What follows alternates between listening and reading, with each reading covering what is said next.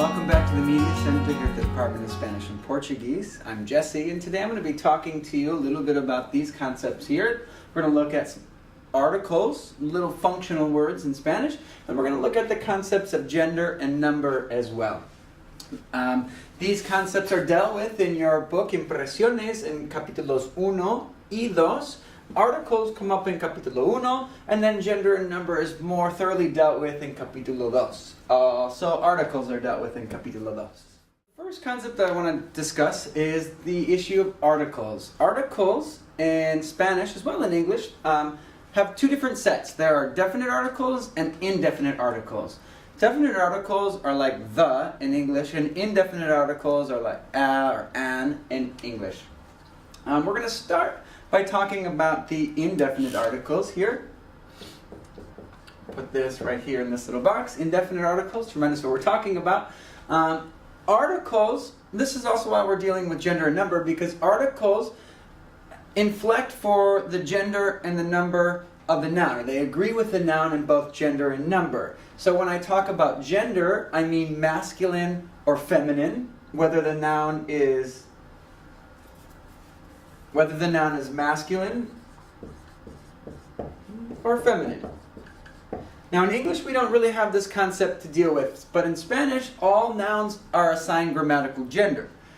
So we have to consider that when we're using articles. And also all nouns can either be, number can either be singular or plural.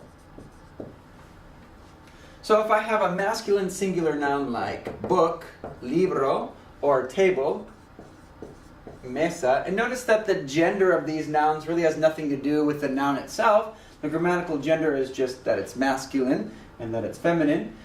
The singular masculine indefinite article to say a book is un libro. But to match the feminine, we have to change it to una mesa. If it's plural, like libros or mesas, here we add os, unos libros, some books, or some tables would be unas mesas.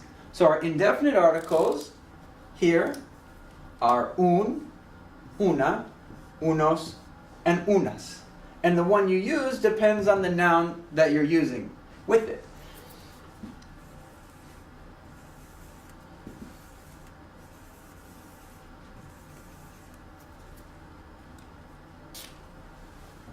So now let's change this to definite articles. So again, definite articles like the in English. Again, if it's a masculine singular word like libro, you want to say the book, we say el libro. And if it's feminine and singular, la mesa. Whereas the plurals are los libros and las mesas. So your definite articles are el, la, los, and las. Now the difference between indefinite and definite articles is parallel to in English. Indefinite articles tend to introduce new information that hasn't been discussed in the dialogue before, and definite articles tend to refer to already known information, stuff that we've already been talking about, it's already been mentioned in the discourse. So for example, I could say, oh, hay un libro, there's a book. Y es el libro de español. And then I could tell you after we've already introduced the book that it is the book, the Spanish book. And first we'll look at the concept of gender. So like I said before, Spanish nouns have two grammatical can be either one of two grammatical genders. It can be masculine or feminine. So how do you know? Well, animate nouns typically coincide with the sex of the noun. So if it's a male, then it has masculine gender. If it's a female or referring to a female, then it has feminine gender. However, inanimate nouns have either masculine or feminine gender, but there's no sort of like sex to draw on to be able to figure out whether it's masculine or feminine. So let's look at how you might be able to figure out some of these nouns. If a noun is masculine or feminine. So most masculine nouns tend to end in O, whereas most feminine nouns tend to end in a or a in Espanol. So if it's ending in a, you can probably assume that it's feminine. However, just knowing how language works in general, you probably already can guess that these rules are not 100%. Nor do all nouns end in either o or a. I can give you one quick example right off the cuff here that you've probably already come across in your book. El mapa. Mapa ends in a, but it's a masculine word. So, some words you just have to memorize, especially exceptions. Let's look at another set of endings that can kind of clue you into whether a word is masculine or feminine. Some endings, like if a word ends in ma, these words tend to come from Greek, like klima or problema, sistema, a whole list of these words. These words are typically masculine words. So we get el clima, el problema. And these tend to trip students up a little bit because they end in a, but however, they are masculine. Another one for feminine. If a word ends in ion, it tends to be feminine. Sion, like canción. Canción is the word for song. It is la canción. Discriminación, la discriminación. Any of these words are generally feminine. Also, we have another ending that typically tends to be feminine, and that is the ending ad. In English, it's generally ty, like city.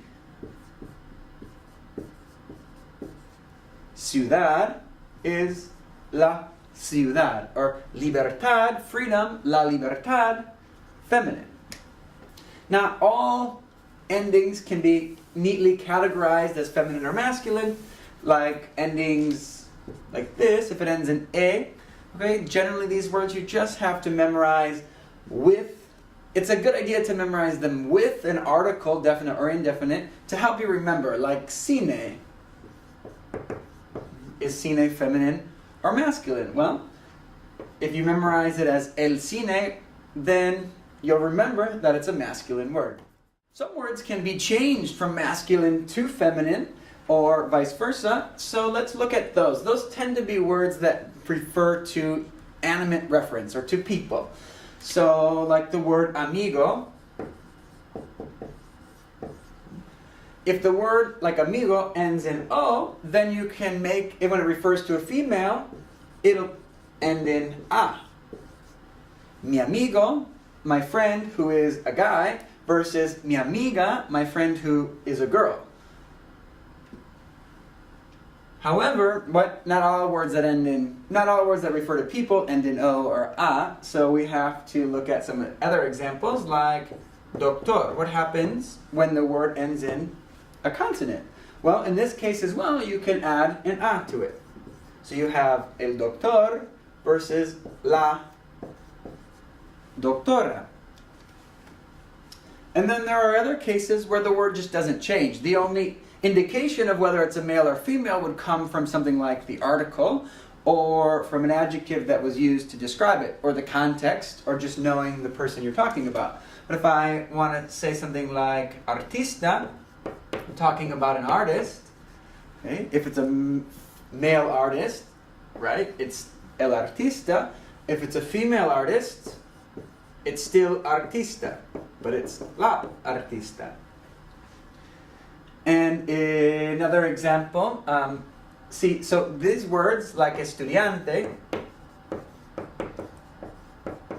as well, okay, so words that end in vowels usually, other than o, don't change from masculine to feminine. So it's just el estudiante, or if it's a female student, la estudiante. So that's basically the general concept of gender, but now let's look at the other notion of number. What happens between singular and plural? How do you know how to make a word plural? If you need, Spanish has two numbers. It can be either singular or plural. Now this isn't the case in all languages, but this is the way it works in Spanish, and that's basically the way it works in English as well. So when we have a singular word that ends in a vowel, again like amigo, we can make it plural by adding an S to get amigos. If that word ends in a consonant, like doctor, we can make it plural by adding es to get doctores. If the consonant happens to be a Z, a zeta, or Z, like the word for pencil, lápiz, then the Z changes to C, and then you add es. So you get lápices. El lápiz, los lápices. If in the case of lápices, notice that the word maintains its accent in both instances of singular and plural, but not all words do this. For example, the word canción, words that end in ion lose their accent when they become plural. Canciones. And this has to do with the rules of accenting that we can deal with in the future. But for now, just know that that does happen. But that's it for now. Thank you for your attention, and I look forward to working with you in the future. Ciao.